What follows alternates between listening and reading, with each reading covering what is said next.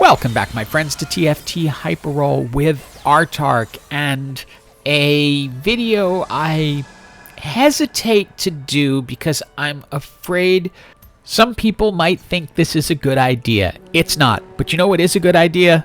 Graphic, liking, commenting, subscribing, doing stuff to help the YouTube algorithm. That's always a good idea. But, okay, I really wanted to make this build happen, so when the circumstances came up to allow me to try it, I went for it. There are 4 other matches that I have in the dump heap where the same circumstances came up and it ended up in 8th place. Everything has to go perfectly. So let's jump to the augments and you'll see what I'm talking about. Now, I had picked up a Jace and Orianna in the NPC round. Now, be great if there was something that I could roll. Couldn't roll yet. Don't know if we can yet. Contagion is a decent augment. I'm going to start rolling through. The only way I take a stab at this is if I happen to get a Vi. I get a Vi. So I can now put in Vi, Jace, and Orianna.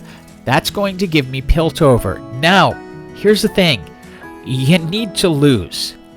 You have to lose. So you want to make sure your team really sucks, which ultimately means taking Vi off that Hex so she doesn't get an item. We need to guarantee that we're going to lose at least the next 5 matches. So let's talk about this crazy strategy. The T-Hex is going to gain charges only when you lose. They convert to power when you win. So you need to lose enough that the T-Hex will then have enough power when you win to be a force to be reckoned with. Item-wise, you are preparing for Gunners, Bruisers. That's going to be what you're going to head into. So you want to think about Jace items, Jinx items, Zeri items, etc. That's the build you're going to ultimately head into. But for now, your goal, keep your team weak. Make sure they lose. Put things in the front line that don't belong there just so they die. And if for some reason you run into someone who's disconnected and you accidentally end up beating them, you're in trouble, because it's going to blow the entire strategy, because the T-Hex will power up faster based on a lose streak. So notice how the T-Hex now has 13 charges. You need to get that to 30, because not until 30 does that T-Hex become actually worth anything in this match. And once it reaches 30, you then need to win as soon as possible, or else you're out. For items, you're generally going AD because it's a Gunner Bruiser situation with an additional Piltover. Do not even think about trying to go for 6 Piltovers. It's not needed. In fact, it will harm you. You want 3 so that you have the T-Hex and then build the strongest team you can around it. It's a different strategy in ranked than it is here, but here your goal is just to get 30 charges and then figure out some way to save the game that you've been throwing this entire time. We're headed into the second set of augments, and this is the spot to turn everything around if you can. We're going with Know Your Enemy so we can increase our attack damage as we go. We decide to bring in Echo because that will trigger Zaun. Also, a 2-star Echo is just better than a 1-star Vi. We're going to hold on to Vi because ultimately probably going to try to bring out Orianna if we can 2-star the Vi. But our goal now, win. Try to win so we can convert those charges into actual power. But conjuring up a win isn't always easy. This team does not have great synergy beyond the Gunners, but we got a bunch of 1-stars back there. So we don't have the power right now, and very little time to figure it out as we're now down to 10 health. Now look, here's the deal. You need luck, you need a friend at Riot, you need something. Get the needlessly large rod so I can create a Rage Blade on Tristana, who's going to turn into Zeri later on, and I can get a Sunfire Cape and Warmogs onto Vi, who I 2-starred. Orianna is out of here. Again, we just need the 3 Piltover. We 2-starred the Jace, and we are just hoping to win, because if we win, we convert all of those charges into power for the T-Hex.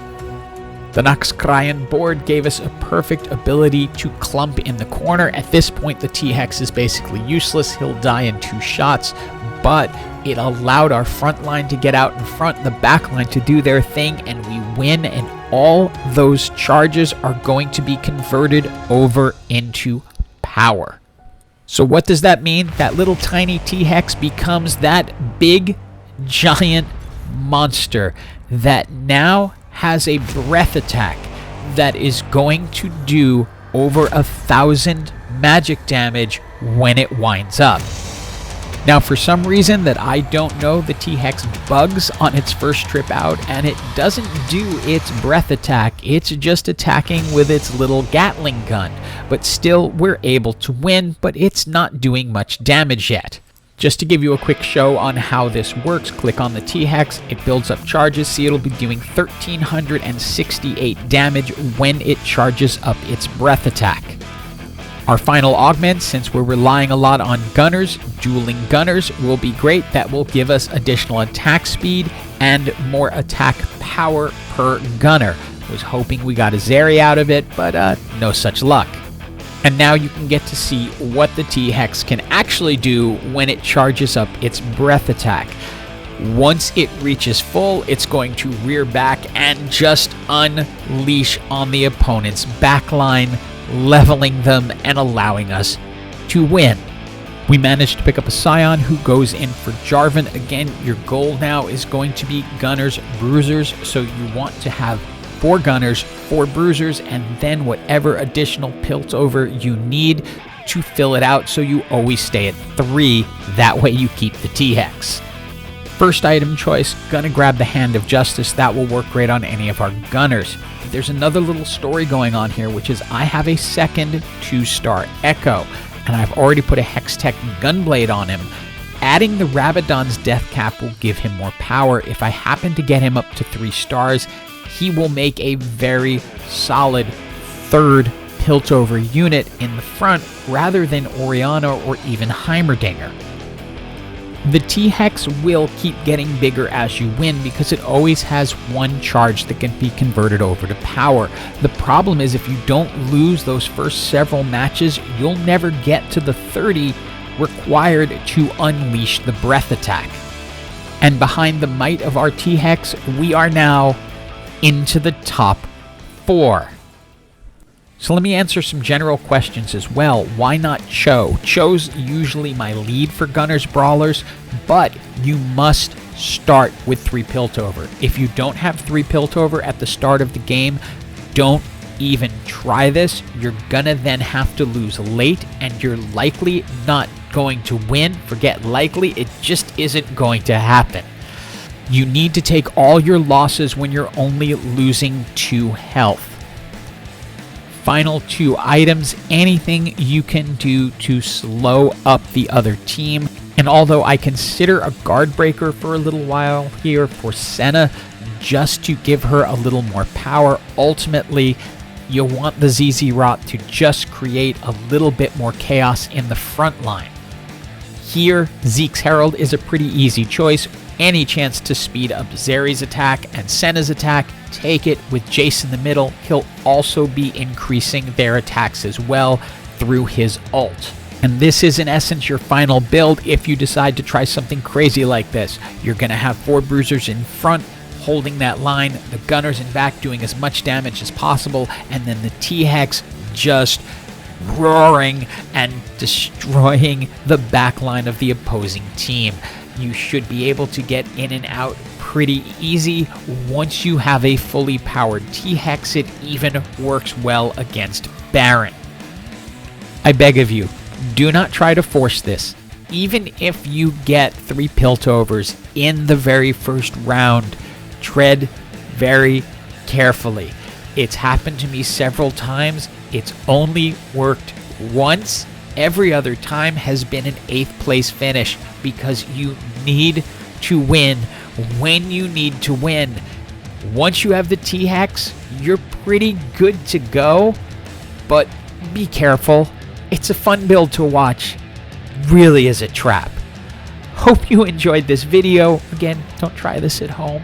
And as always, hope you have an absolutely awesome day.